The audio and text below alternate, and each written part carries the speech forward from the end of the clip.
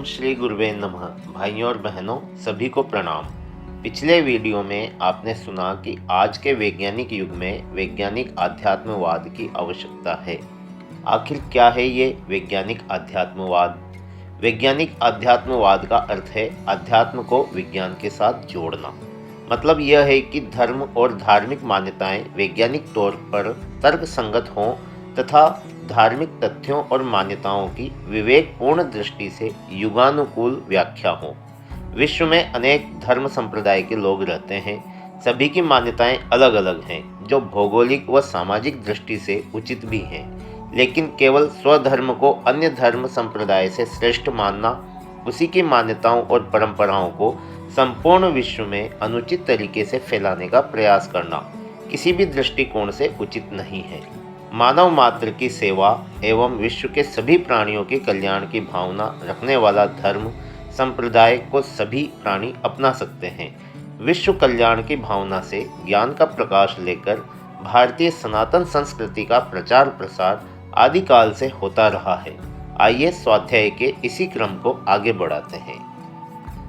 भारतीय ऋषि अपने शिष्यों को भी धर्म संस्कृति देव संस्कृति के प्रचार प्रसार के लिए देश विदेशों में भेजते थे। जिस देश में जाना होता था वहाँ की भाषा, ज्ञान, संस्कृति, भौगोलिक स्थिति तथा यात्रा की कठिनाइयों की पूर्ण जानकारी देकर भेजा जाता था। इस प्रशिक्षण के लिए अध्यापन केंद्र भी थे, जिन्हें विहार कहा जाता था। ये संस्थाएं आश्रम व गुरुकुल की भांति ही होती थी। विक्रमशिला, नालंदा, ओदतपुर आदि 108 प्रशिक्षण केंद्र थे, जिनका संचालन ये आचार्य व ऋषि करते थे। सुवर्ण द्वीप यानी सुमात्रा तथा तिब्बत इनके कार्यक्षेत्र थे। इस समय भी गुरुकुल तथा देव संस्कृति विश्वविद्यालय हरिद्वार और गायत्री तपोभूमि में इसका प्रशिक्षण दिया जा रहा है। देव संस्कृति के प्रचार प्रसार का यह विवरण केवल पुराणों में ही नहीं है, अपितु पाश्चात्य विद्वानों ने यह भी स्वीकार किया है कि भारत ने विश्व को अजस्र अनुदान दिए हैं। प्रोफेसर ट्रेलर ने अपने ग्रंथ ओरिजिन ऑफ आर्यंस में इसका विशद विवेचन किया है। ऋग्वेदिक इंडिया में भी इस कथन की पुष्टि की गई है। प्रोफेसर हीरन ने चीन को भारत का ही विकास विस्तार कहा है। प्राचीन काल में ही नहीं, इस समय भी अनेक विदेशी विद्वानों ने इस देव संस्कृति व भारत भूमि के प्रति अपनी असीम श्रद्धा व्यक्त की है। मैक्स मूलर, कामिल बुल्के, डॉक्टर विल्सन जैसे अनेक उदाहरण प्रस्तुत किए जा सकते हैं। विदेशों की प्रतिभाशाली नारियां भी इस देव संस्कृति से प्रभावित होकर यहाँ आई हैं। मिस लैंड यहाँ मीराबेन बनकर गांधी जी के साथ रहीं। भगिनी निवेदिता बनकर मिस मार्गरेट स्वामी विवेकानंद के साथ यहाँ आई। उनकी सेवाओं को भुलाया नहीं जा सकता। श्रीमती एनी बेसेंट लंदन में जन्मी थी। उन्होंने यहाँ आकर सेंट्रल हिंदू विश्वविद्यालय की नींव डाली, जिसे बाद में महामना जी ने संभाला। मदर टेरेसा ने भारत में रहकर जो सेवाएं की हैं वे विश्वविख्यात हो गई हैं। फ्रांसीसी दार्शनिक लुई ने भाव भरे शब्दों में कहा है, हे मानव जाति के आदर्शों की पोषक भारत भूमि, तुझे शत शत प्रणाम।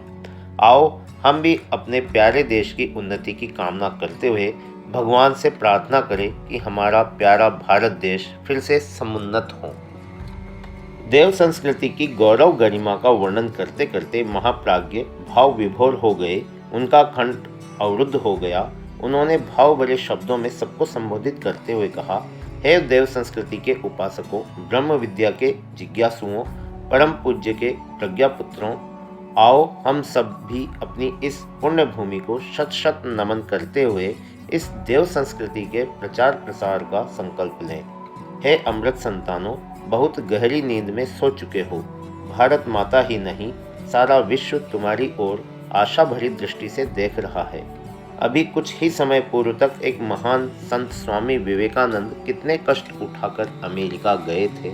उन्होंने वहाँ धूम मचा दी थी। इस समय तो आवागमन के साधन इतने सुलभ हो गए हैं कि मनुष्य कहीं भी सरलता से पहुँच सकता है। इसलिए उठो, जागो और इस देव संस्कृति के प्रचार के लिए संकल्पित होकर निकल पड़ो।